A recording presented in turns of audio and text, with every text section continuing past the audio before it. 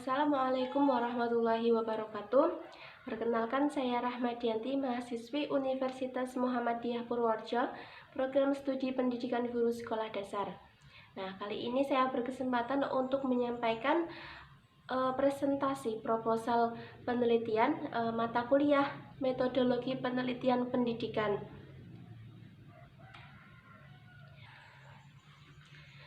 Judul penelitian yang saya ambil kali ini yaitu pengembangan modul berbasis literasi sains menggunakan model discovery learning siswa pada tema 6 panas dan perpindahannya kelas 5 SDN 2 Negeri Meranti tahun pelajaran 2020-2021. Nah, latar belakang dari judul yang saya angkat kali ini yaitu tentang pendidikan. Nah, pendidikan bagi setiap orang sangat penting. Dalam proses pendidikan tentunya diharapkan memperoleh hasil yang baik. Nah, hasil belajar yang baik dapat diperoleh melalui belajar dengan sungguh-sungguh. Faktor-faktor yang mempengaruhi keberhasilan belajar siswa secara umum dipengaruhi oleh faktor internal dan faktor eksternal. Nah, faktor internal yang berasal dari diri siswa itu sendiri, sedangkan faktor eksternal, faktor yang berasal dari lingkungan keluarga, lingkungan sekolah, dan lingkungan masyarakat. Nah, pembelajaran IPA hendaknya menggunakan model pembelajaran yang lebih baik dan sesuai dengan karakteristik siswa SD. Nah, di mana karakteristik siswa SD itu masih pembelajarannya masih dikombinasikan dengan permainan, karena siswa SD itu masih cenderung banyak bermain. Ya, proses pembelajaran IPA juga hendaknya melibatkan siswa secara langsung dalam pembelajaran. Dengan begitu, siswa akan merasakan suasana pembelajaran yang berbeda dan pembelajaran akan dirasa lebih bermakna. Nah, dikatakan lebih bermakna karena siswa itu dilibatkan secara langsung dalam proses pembelajarannya, yaitu berupa misalnya ada eksperimen, siswa diterjunkan secara langsung dalam proses pembelajarannya. Jadi daya ingat siswa itu akan lebih lama dan pastinya siswa akan lebih paham.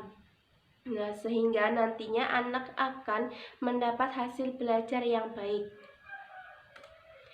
Nah, menurut PISA, Program for International Student Assessment, mendefinisikan literasi sains sebagai kemampuan seseorang untuk terlibat dengan isu-isu berkaitan dengan sains dan dengan ide-ide sains sebagai warga negara yang reflektif. Nah, kita akan membahas tentang literasi sains.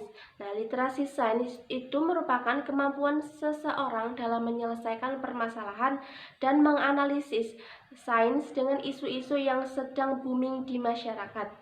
Nah, sehingga dapat diartikan bahwa seseorang yang memiliki kemampuan literasi sains atau bisa disebut dengan melek sains merupakan seseorang yang mampu mengaplikasikan konsep sains dengan berbagai fenomena alam yang terjadi di lingkungan sehari-hari. Nah, selanjutnya penelitian yang dilakukan PISA itu 5 tahun sekali. Nah, jadi penelitian itu dilaksanakan dalam 5 tahun sekali.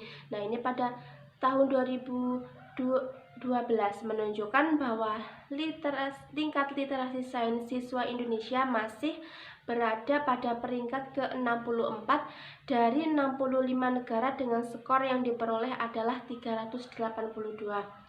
Nah, pada tahun 2015 Indonesia berada pada peringkat 69 dari 76 negara dengan skor literasi sains 403.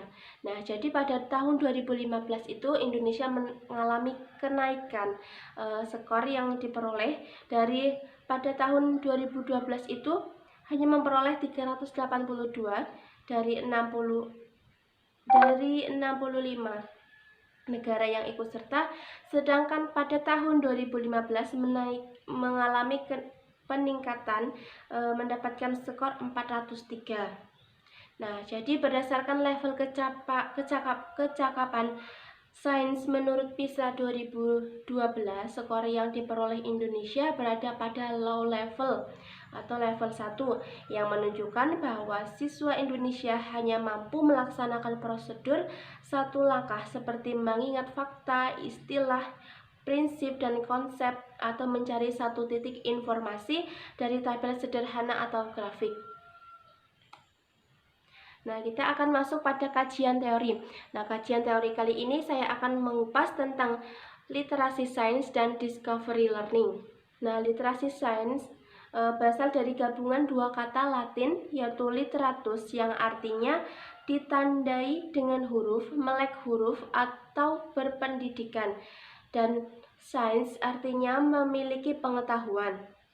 Nah, mendefinisikan tentang literasi sains sebagai kemampuan seseorang untuk memahami sains, mengomunikasikan sains atau secara lisan dan tulisan, serta menerapkan pengetahuan sains untuk memecahkan masalah, sehingga memiliki sikap dan kepekaan yang tinggi terhadap diri dan lingkungannya dalam mengambil keputusan berdasarkan pertimbangan-pertimbangan sains.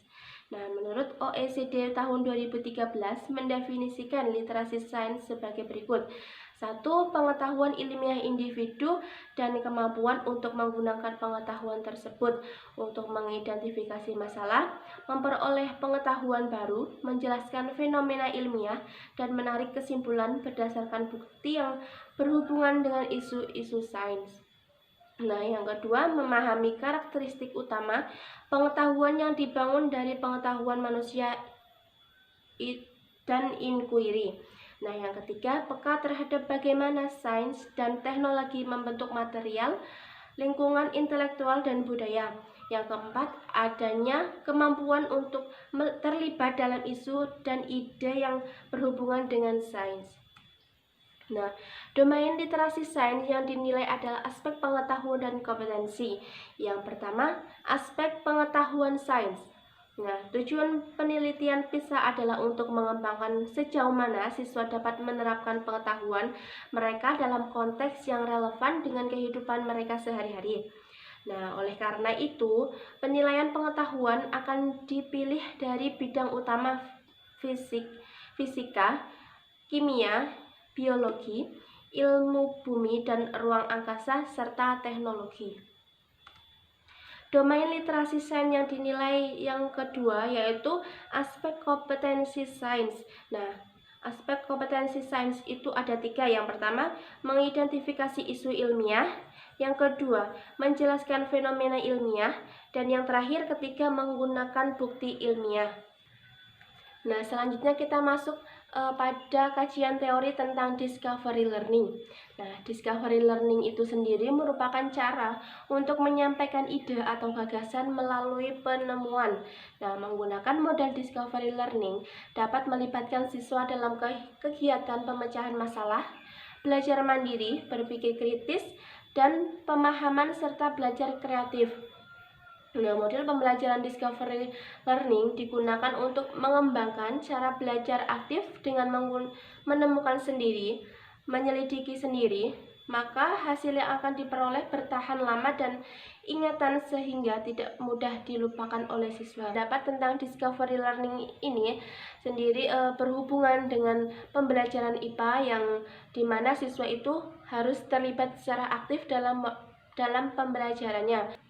Selanjutnya, discovery learning menurut para ahli, yaitu dari Dwi 2015 mengemukakan bahwa model discovery learning adalah model pembelajaran yang berusaha meletakkan dasar dan pengembangan secara berpikir ilmiah.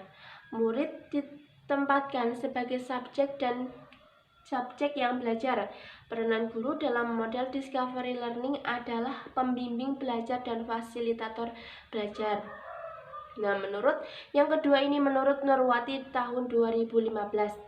Kegiatan dalam model discovery learning yaitu menghimpun informasi, membandingkan, mengkategorikan, menganalisis, mengintegrasikan, mengorganisasikan bahan, serta membuat kesimpulan. Nah, ciri-ciri dari model discovery learning itu sendiri yaitu ciri utama model discovery learning adalah berpusat pada siswa, mengeksplorasi dan memecahkan masalah untuk menciptakan hubungan, dan menggeneralisasikan pengetahuan. Kegiatan untuk menggabungkan pengetahuan baru dan pengetahuan yang sudah ada. Langkah-langkah pengaplikasian model discovery learning meliputi penentuan tujuan pembelajaran, melakukan identifikasi karakteristik siswa, menentukan materi pelajaran, menentukan topik-topik yang harus dipelajari siswa secara induktif, mengembangkan bahan-bahan dengan memberikan contoh, ilustrasi, tugas, dan sebagainya untuk dipelajari siswa, mengatur topik-topik pelajaran, berawal dari hal yang sederhana ke yang kompleks, dari yang sederhana ke yang kompleks, dari yang konkret ke abstrak, dan dari tahap enaktif, ikonik, sampai tahap simbolik, dan pembelajaran penilaian proses dan hasil belajar siswa. Sekarang kita memasuki metode. Metode dari penelitian ini, yang pertama ada tujuan penelitian. 1. Mengetahui tingkat pencapaian kompetensi siswa. 2. Mengukur pertumbuhan dan perkembangan belajar siswa. Yang ketiga, mendiagnosis kesulitan belajar siswa. Yang keempat, mengetahui hasil pembelajaran. Yang kelima, mengetahui pencapaian kurikulum. Yang keenam, motivasi siswa untuk belajar. Yang ketujuh, memotivasi guru agar melakukan kegiatan pembelajaran dengan lebih baik.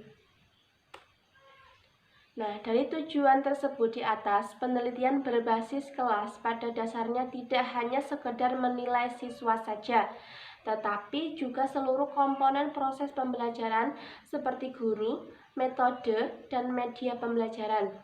Karena kegiatan pembelajaran tidak hanya semata-mata diorientasikan kepada kegiatan siswa, tetapi merupakan sistem yang melibatkan semua komponen dalam kegiatan pembelajaran. Adapun fungsi penilaian kelas secara umum yaitu 1.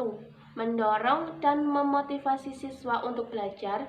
Yang kedua, memantau ketercapaian standar ketuntasan belajar minimum yang telah ditetapkan dan telah dicapai oleh siswa. Yang ketiga, sebagai pertanggungjawaban publik atau public accountability kepada stakeholder pendidikan atau sekolah, guru, orang tua, siswa, dan masyarakat. Yang keempat, sebagai alat pengendalian dan menjamin mutu kualitas pembelajaran yang dilaksanakan di sekolah oleh guru maupun siswa. Yang kelima, sebagai umpan balik khususnya guru maupun siswa.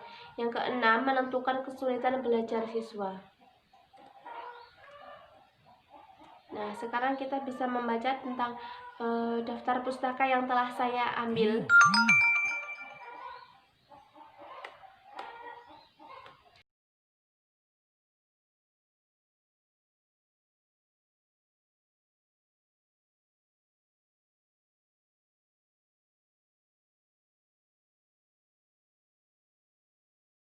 Sekian presentasi dari saya, banyak kekurangan mohon dimaafkan.